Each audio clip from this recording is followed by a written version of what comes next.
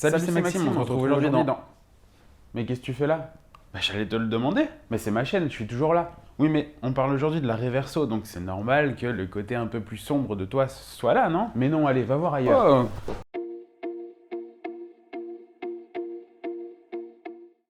Salut, c'est Maxime, on se retrouve aujourd'hui dans une nouvelle vidéo pour parler de la grande maison, la maison Gégère-Lecoultre, et d'un modèle mythique puisqu'il s'agit de la Reverso. Pas n'importe laquelle, on va parler du modèle Duetto, avec deux faces. Si l'histoire de Gégère-Lecoultre mériterait bien une vidéo à elle seule, petite dédicace à l'équipe du Calibre pour une éventuelle Orlo Story, on ne sait jamais, là je vais rester centré sur la Reverso. Alors Gégère-Lecoultre a une histoire qui a commencé en 1833 avec Antoine Lecoultre. Cette histoire commence au Sentier, en Suisse. Lecoultre est alors une marque à part entière et il faudra attendre début des années 1900 pour voir le premier partenariat avec un Parisien du nom d'Edmond Gégère. C'est en 1937 qu'est officiellement créée la marque Gégère-Lecoultre. Et c'est justement la bonne époque pour vous parler de la Reverso. Alors petite question par contre, dites-moi en commentaire, mais on dit Reverso, Reverso. J'avoue que des fois je suis un peu perdu, donc je vais peut-être dire un peu les deux dans cette vidéo. Bon, vous n'êtes pas sans savoir que l'Inde était une colonie britannique pendant de longues années. Et outre le fait que grâce à cela, entre guillemets, l'IPA, donc l'India Pale Ale, cette bière fortement houblonnée, a été inventée, bah oui. On va parler un peu de polo maintenant. Vous allez me dire, mais qu'est-ce qu'il raconte Maxime? Du polo, de la bière? Bah oui, le polo, c'était le sport un petit peu favori, on va dire, des militaires anglais qui étaient présents en Inde. Mais le problème, c'est qu'ils jouaient en général en gardant leur montre. Et le polo étant ce qu'il est, c'est-à-dire un sport équestre et puis plutôt assez rude avec des coups qui des fois ne pardonnent pas, et ben c'est surtout le verre des montres qui en pâtissait. Et puis on a un jour César de Trait, un Suisse qui est en fait un revendeur de montres de luxe, de passage en Inde. Il se fait interpeller en fait par l'un des joueurs donc de l'armée anglaise, qui lui dit mais il n'y aurait pas moyen en fait de nous proposer des montres qu'on puisse garder durant nos parties de polo, quelque chose d'un peu plus robuste qui résisterait aux coups. Chemin faisant, quand il rentre en Europe, eh ben César de Trait en parle à un ami, Jacques-David Lecoultre, qui se penche aussitôt sur le sujet. Il fait appel à René-Alfred Chauveau, un ingénieur qui va dessiner, imaginer et concevoir en fait le brevet donc pour la Reverso. Et c'est le 4 mars 1931 que le brevet est déposé. Le nom Reverso est choisi pour « Je me retourne » en latin. C'est ainsi que cette icône art déco a vu le jour. Et forte de son succès, notamment aussi grâce alors à des couleurs de cadran qui étaient proposées, elle a su se faire une place au poignet de bon nombre de personnes. Autre particularité, et non des moindres, c'est une montre qu'on peut vraiment personnaliser. Donc vous avez d'un côté le cadran et de l'autre le fond de la boîte en fait.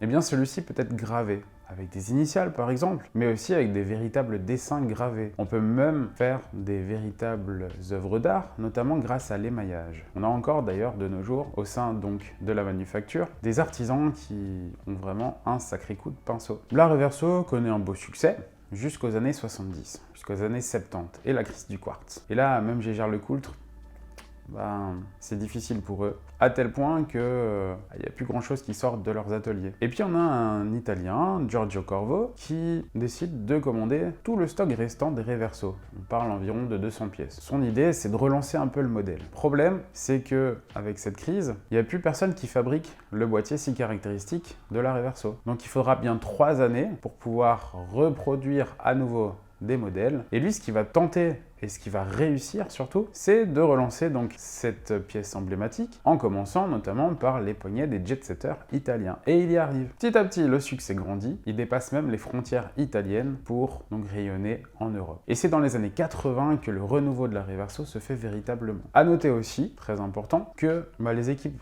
de la manufacture Gégère-Lecoultre vont un petit peu se pencher à nouveau donc sur ce modèle, sur ce boîtier, le rendre un peu plus étanche, mais aussi un peu plus pratique à la manipulation. Et c'est parti à nouveau pour des longues années folles. Bon, la suite, vous la connaissez, puisque l'année dernière, en 2021, on a fêté les 90 ans de cette mamie. Et à mon avis, on est parti encore pour de longues années. On pourrait tant en dire sur ce modèle, mais bon, allez, on revient un petit peu au sujet de la vidéo, à savoir donc cette Reverso Duetto classique.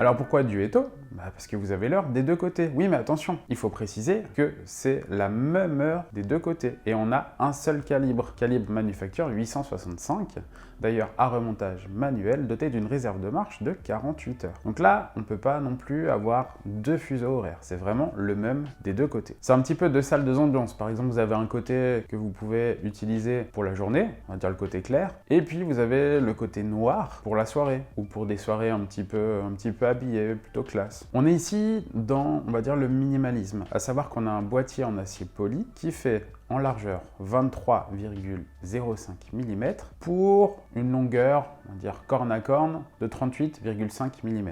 Donc vraiment très contenu et qui pourra s'adapter à bien des poignets, en particulier donc ceux qui auront des poignets plutôt fins. Le boîtier est en acier poli sur les deux faces. Vraiment un côté très classe, hein, parfait comme Dresswatch. Mais attention, étant donné qu'il a une étanchéité de 30 mètres uniquement, il vaut mieux éviter les grosses projections d'eau. Moi, la grosse particularité des Reverso, c'est vraiment le fait qu'on puisse retourner les cadrans. Et ça, franchement, que l'on vienne à peine de découvrir la montre, qu'on la manipule pour la première fois, ou alors qu'on la possède et qu'on la porte depuis des années, on a vraiment envie régulièrement, tout le temps même, de la manipuler. C'est même limite un anti-stress, en fait. Bon, c'est quand même quelque chose d'ingénieux, sinon il n'y aurait pas eu de brevet déposé. Et puis on a pas mal de marques aussi qui se sont inspirées ou qui ont utilisé le même système. Je pense à Cartier, à Milton, Patek Philippe, Favre-le-Bas, Vacheron Constantin et sans doute peut-être d'autres. Le mécanisme de rotation se fait grâce à des microbilles qui vont permettre une manipulation donc vraiment idéale et assez souple, notamment pour faire se retourner et glisser la partie boîtier cadran au niveau du corps de la montre. Comme j'ai dit avant, c'est une montre équipée d'un calibre à remontage manuel. D'ailleurs, à ce sujet, moi j'ai adoré la fluidité et le silence lors du remontage du mouvement. Alors attention, hein, quand on arrive en butée en fait du remontage, c'est pas la peine de forcer, sinon c'est le meilleur moyen de tout casser. Donc allez-y doucement et puis vous sentirez quand vous arrivez au bout. À savoir aussi que le calibre est décoré main.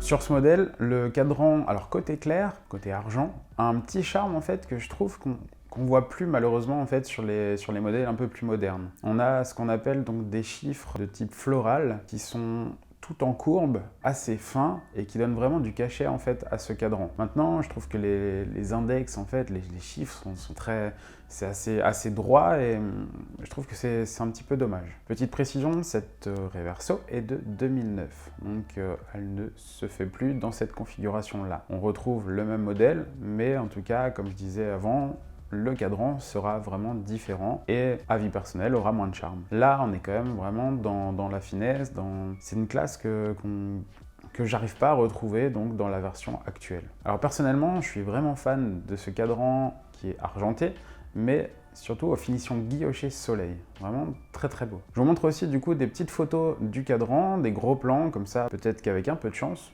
vous serez aussi sous le charme. Bon, et autre charme aussi hein, sur ce cadran, c'est les aiguilles florales bleuies. On est vraiment encore une fois dans la finesse, et puis ce bleu, il ressort super bien donc sur le cadran argenté. Petit côté classique, on retrouve des bâtons, donc plutôt on va dire sur l'intérieur du cadran. Également la présence de la marque, hein, Jaeger-LeCoultre, et puis à 6 heures, la mention Swiss Made. Assez classique comme sur beaucoup de montres du marché. Côté verso, eh ben, sortez vos tenues chic.